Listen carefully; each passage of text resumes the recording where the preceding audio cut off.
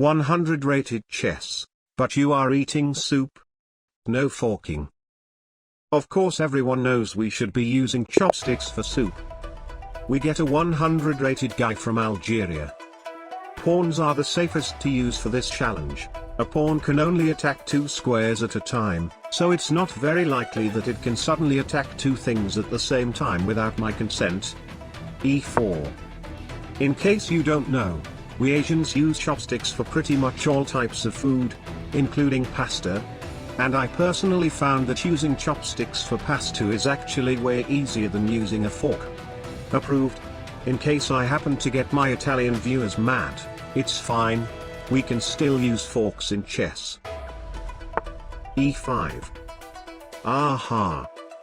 Now I would like to go d4, but that makes my d-pawn attacks his e-pawn, so in case he decides to push c5, it makes my d-pawn forking 2 pawns, which means the video ends. I also cannot go knight f3 because g5 also creates a fork for my knight. So I guess knight c3 instead. The development phase will be the most difficult to get through for this game. It will be a bit easier if our opponent can play an aggressive game and then blunder a few pieces of his. That's a good start.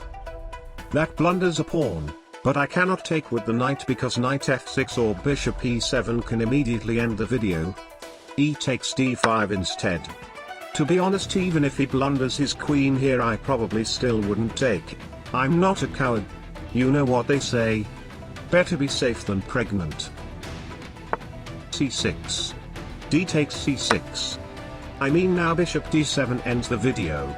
But since the move obviously blunders an entire bishop, of course who plays like that anyway? Right? I never had any doubts. I can't even develop my bishop too far because a random move like a6 can create an unexpected fork. Bishop e2.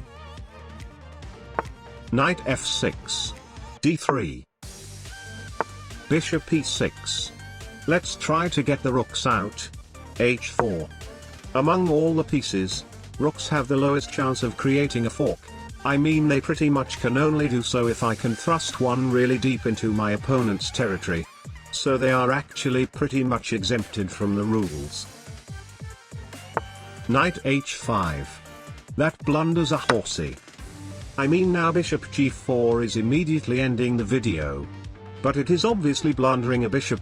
I'll say we don't even need to worry about that. h6. Knight h3. I couldn't go knight f3 because of g5 ending the video. So knight h3 can provoke bishop h3, helping me get my rook out. But he took my pawn instead. Queen e2. In no world do you take my bishop with your queen and end the video.